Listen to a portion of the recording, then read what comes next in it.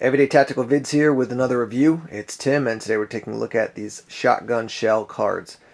Now, if you're familiar with shotguns or how people carry their ammunition on them or on their gun when they're running a shotgun, you know there are just a plethora of options out there. So you've got your shotgun shell belts, you have your bandoliers, you have your caddies, there are forearm shell holders, side saddles, and this option right here, the shotgun shell card, has become more popular in recent years. And actually, when I was out at SHOT Show, I was talking to Travis Haley about his preferred method for keeping the ammunition either on the gun or on his person, and this is the one that he liked.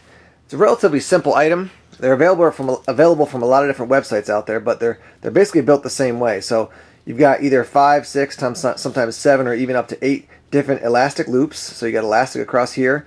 You got some sort of option for removing them from your gun, which I'll show you in a minute. Sometimes it's paracord, sometimes it's a piece of webbing like this. And then on the back, you have these guys stitched in, and then you just have your hook and loop or Velcro.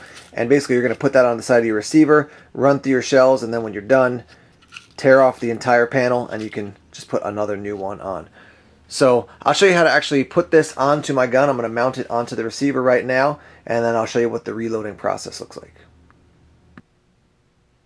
Here's the receiver on my Remington 870 Tactical. Obviously this is the left side of the gun.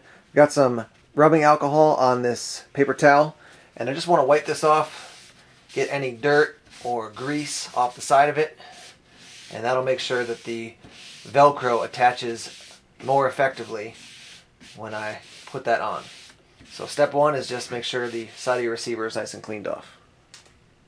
Step 2 is to take your shotgun shell card, and you can see on the back you've got Velcro, and you need the opposite style or type of Velcro that you can match it up to. The best way to do this is actually, and I'm not going to do it perfectly here, but you just line this guy up, and then you're going to cut your edges so that you can actually see, what the perfect size is. Rather than trying to measure this and then measure this Velcro and then stick it on, if you just put this guy on, line it up properly, and then you can cut the edges, then you'll have the perfect size Velcro that's going to actually stick to your gun. Now you can get this type of Velcro out at Lowe's or Home Depot, Walmart, different places like that.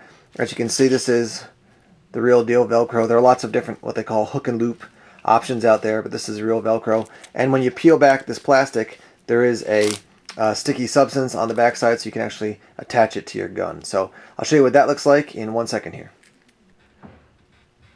2 quick recommendations for you.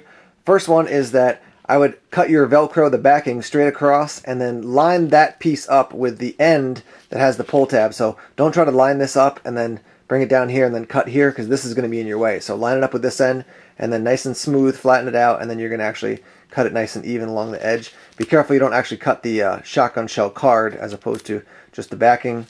The other thing I'll tell you real quick is, having cut Velcro a lot for various things, patches and such, make sure you keep basically small cuts like this and keep the Velcro deep inside this portion of the scissors. Once it gets out to the end, it starts to stick and your scissors start to wobble and you get uneven cuts. So try to keep it really back near the access point there.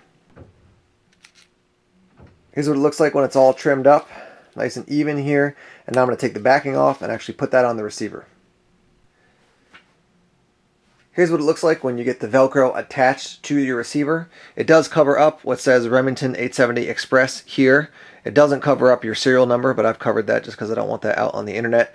I would recommend that you let this sit for a while. You can, kind of press it in. I wouldn't go putting the cards on and taking them off immediately, just because it needs to get nice and secure to the receiver. And then after a little bit, I'll show you what that looks like to actually put the card on, remove shells from it, and then to pull the shotgun shell card off.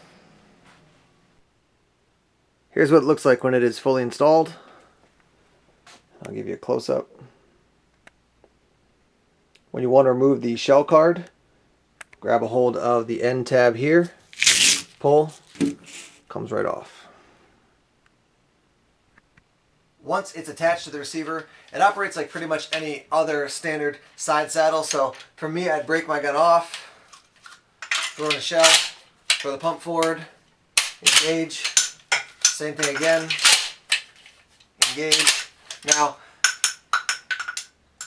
got the dummy rounds bouncing on the floor. What I really like about this option is that with a standard side saddle, say you have 6 rounds in there. When your side saddle's empty, you're out. Now you're going to need to reload the side saddle, or reload from another place until you get a chance to reload the side saddle. With the card option, pull this off, throw it in your dump pouch or whatever else. I've got to tie another card that I attach. Now I've got 6 more rounds. I actually bought a third card too, so I've got 18 rounds between those 3 different cards that take one card off, pop the next one on, and I'm good to go again.